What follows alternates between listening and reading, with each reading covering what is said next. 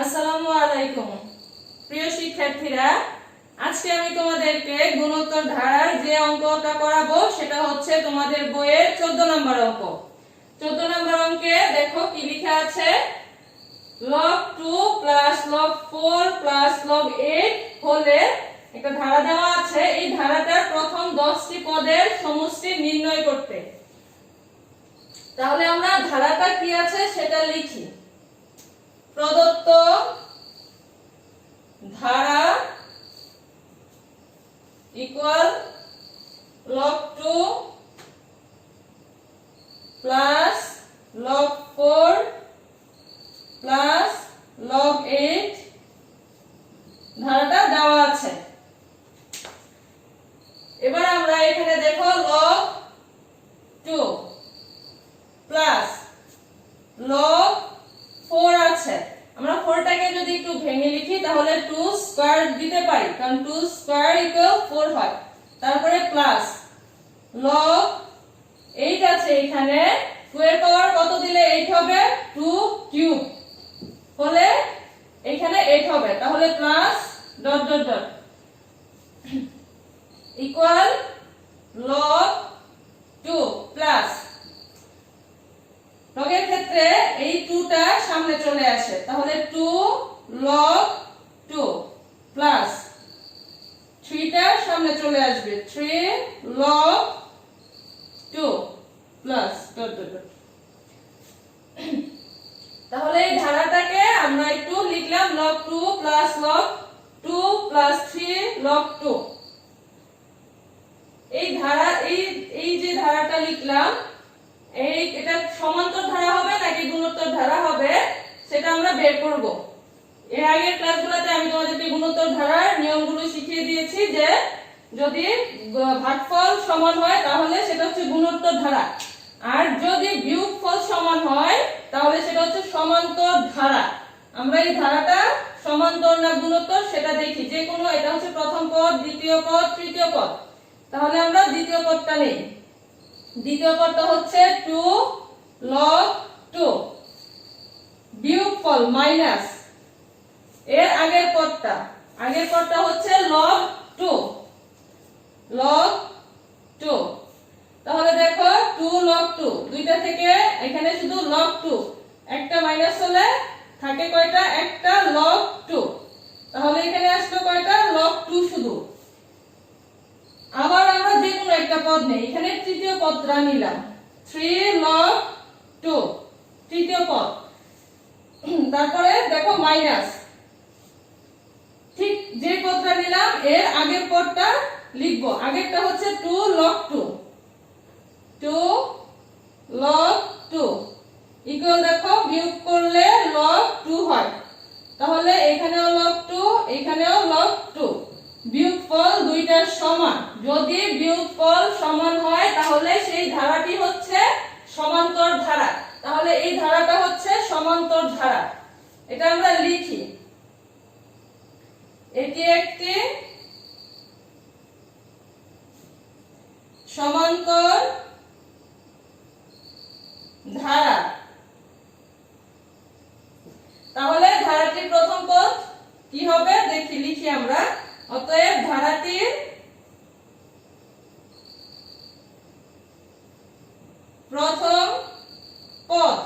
প্রথম পদকে এ দ্বারা প্রকাশ করা হয়। তাহলে এ ইকুয়াল log 2, প্রথম পদ হচ্ছে log 2 আবার লাগে ধারাটির সাধারণ অন্তর। আমরা যখন গুণোত্তর ধারা করেছিলাম তখন সেই ক্ষেত্রে অনুপাত লাগে, আর আমরা যেহেতু এটা সমান্তর ধারা করছি অঙ্কটা, তাহলে সেটা সমান্তর ধারার ক্ষেত্রে হয় অন্তর। আর সাধারণ অন্তরকে ডি দ্বারা প্রকাশ করা হয়। ডি ইকুয়াল যে কোনো একটা পদ নিলাম 2 log 2 মাইনাস তার আগের পদটা, এর আগের পদটা হচ্ছে log 2, বিয়োগ করলে বিয়োগফল হয় log 2।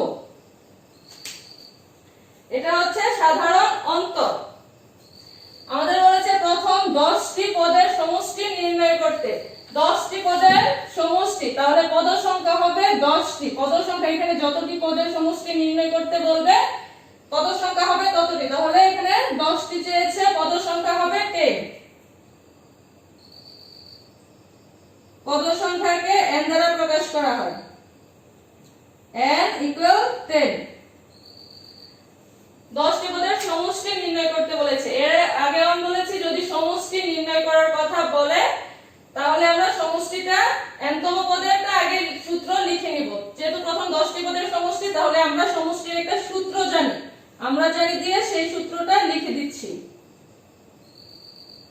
আমরা জানি nতম পদের সমষ্টি সমান্তর ধারা, যেহেতু এটা তাহলে সমান্তর ধারার ক্ষেত্রে সমষ্টির সূত্র হচ্ছে n/2 * 2a + n-1 * d। এটা হচ্ছে সমান্তর ধারার ক্ষেত্রে nতম পদের সমষ্টির সূত্র। আমাদের চেয়েছে 10টি পদের সমষ্টি, তাহলে আমরা 10টি পদের সমষ্টি লিখি।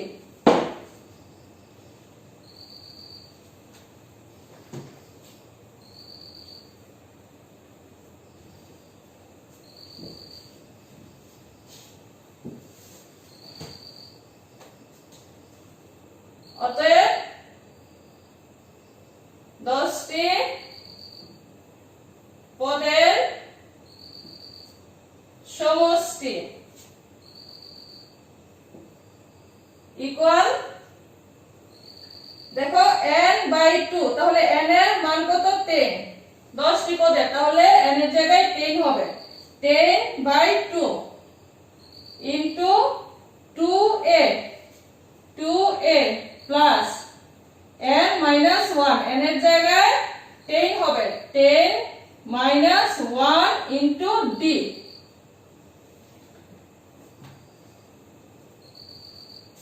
(10/2) আমাদের এর মান আছে, আমরা মানটা বসিয়ে দেই। 2 * এর মান দেখো log 2 plus 10-1 = 9 into d এর মান আছে log 2 2 এর সাথে 10/2 = 5 হয়, তাহলে 5 * 2 log 2 plus 9 log 2 equal 5 into দেখো 2 log 2 plus 9 log 2, তাহলে এখানে 2টা log 2 আর হচ্ছে 9টা log 2, মোট মিলে হয় কয়টা? 11টা log 2।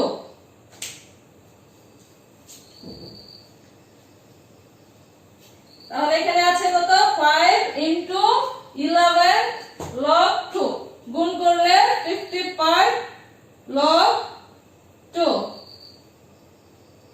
আমাদের প্রথম 10টি পদের সমষ্টি নির্ণয়ের কথা বলেছে, আমরা 10টি পদের সমষ্টি আসছে আমাদের 55 log 2। তাহলে আমরা উত্তরটা লিখতে পারি। সুতরাং প্রথম 10টি পদের সমষ্টি 55 log 2, এটাই অ্যানসার। তাহলে 14 নম্বর অঙ্কটা শেষ হয়েছে তোমাদের বইয়ে। এখন আমি যে অঙ্কটা করাবো সেটা হচ্ছে 16 নম্বরের অঙ্ক। 16 নম্বর অঙ্কটা তোমরা একটু বইয়ে দেখো কি আছে। আমি প্রশ্নটা এখন লিখবো 16 নম্বর অঙ্কের।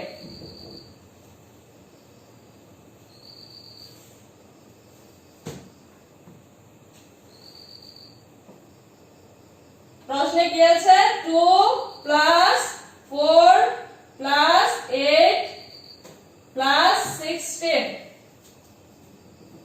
একটা ধারা দেওয়া আছে। ধারাটির n সংখ্যক পদের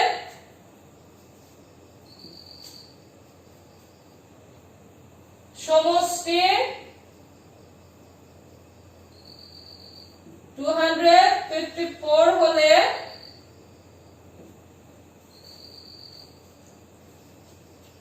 n এর মান কত? তাহলে এখানে একটা ধারা দেওয়া আছে, আমরা ধারাটা আগে লিখি। 2 + 4 + 8 + 16 এটা ধারা দেওয়া আছে। তাহলে এটি কি ধারা হবে সেটা বের করার জন্য সমান্তর হবে না গুণোত্তর হবে? যদি ভাগফল যে কোনো দুইটি পদের ভাগফল যদি সমান হয় তাহলে গুণোত্তর ধারা। আমরা একটা পদ নিলাম 4, ভাগ যদি করে এর আগের পদটা 2 ইকুয়াল 2, ভাগফল 2 আসলো। ঠিক একই ভাবে যে কোনো আরেকটি পদ নিলাম 8, ভাগ এর আগের পদটা 4 ইকুয়াল রেজাল্ট আসে 2। তাহলে ভাগফল দুইটা সমান, যেহেতু ভাগফল সমান সেই ক্ষেত্রে এই ধারাটি একটি গুণোত্তর ধারা। এটি একটি গুণোত্তর ধারা। গুণোত্তর ধারার প্রথম পদের দরকার পড়ে। তাহলে অতএব ধারাটির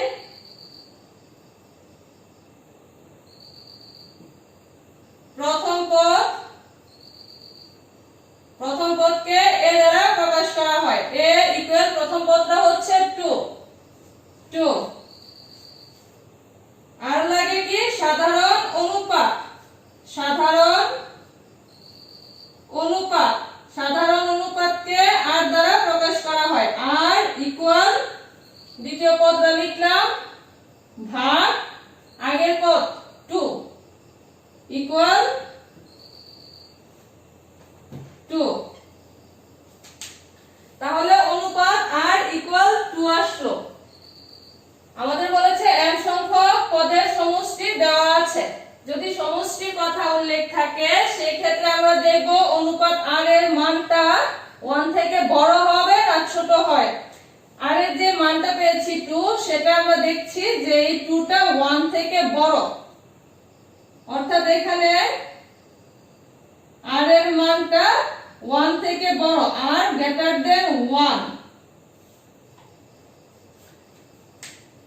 আমাদের দেওয়া আছে n সংখ্যক পদের সমষ্টি 254। এটা আমরা লিখি। দেওয়া আছে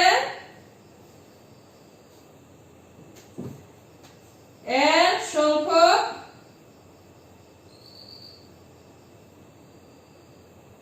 পদের সমষ্টি ইকুয়াল 254। আমরা গুণোত্তর ধারার ক্ষেত্রে এই n সংখ্যক পদের সমষ্টির সূত্র জানি। এই এতটুকুর সূত্র হচ্ছে a ইনটু, দেখো যেহেতু r এর মানটা বড় তাই r টা আগে হবে। এটা আমি গত ক্লাসে বুঝিয়ে দিয়েছিলাম যে 1 থেকে যদি r এর মান বড় হয় তাহলে r টা আগে লিখতে হবে। r to the power n minus 1 by r minus 1, তারপরে ইকুয়াল, তারপরে 254।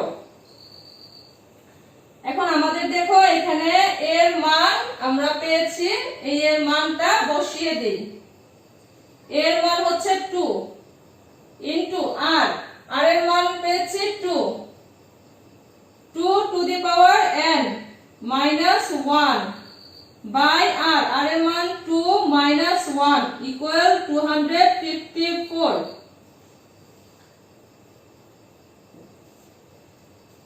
দেখি 2 into 2 to the power n minus 1, নিচে 1 থাকে, নিচের 1 আমরা লিখি না। 254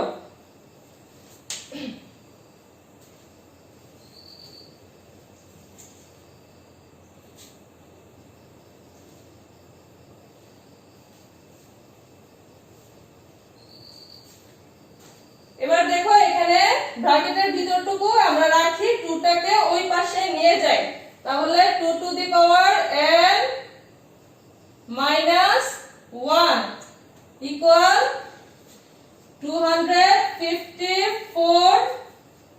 এই 2টা যদি ওই পাশে চলে যায়, এই এতটুকুর সাথে 2 এর সম্পর্ক হচ্ছে গুণের, যদি আমরা ইকুয়ালের ওই পাশে নিয়ে যাই তাহলে সম্পর্কটা ভাগের হয়ে যায়, ভাগ, বা 2 to the power n minus 1 equal, যদি ভাগ করি তাহলে কত হবে 127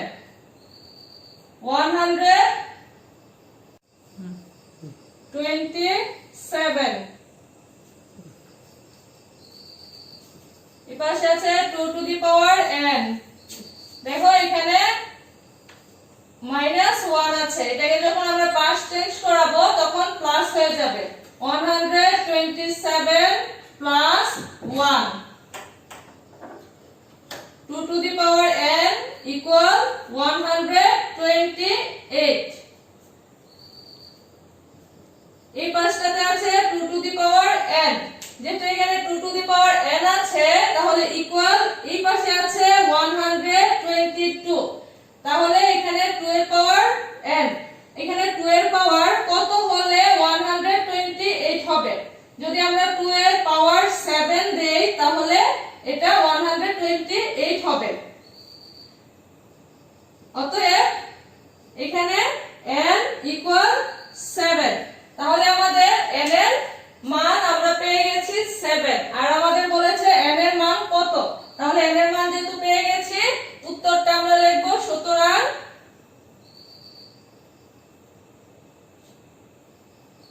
নির্ণয় n এর মান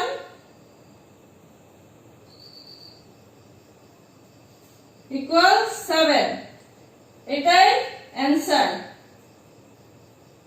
আজকে তাহলে তোমাদের গুণোত্তর ধারার অধ্যায়টা পুরোপুরি শেষ করে দিলাম, বাসায় বসে অধ্যায়টা ভালো করে করবে। তাহলে সবাই ভালো থেকো, আল্লাহ হাফেজ।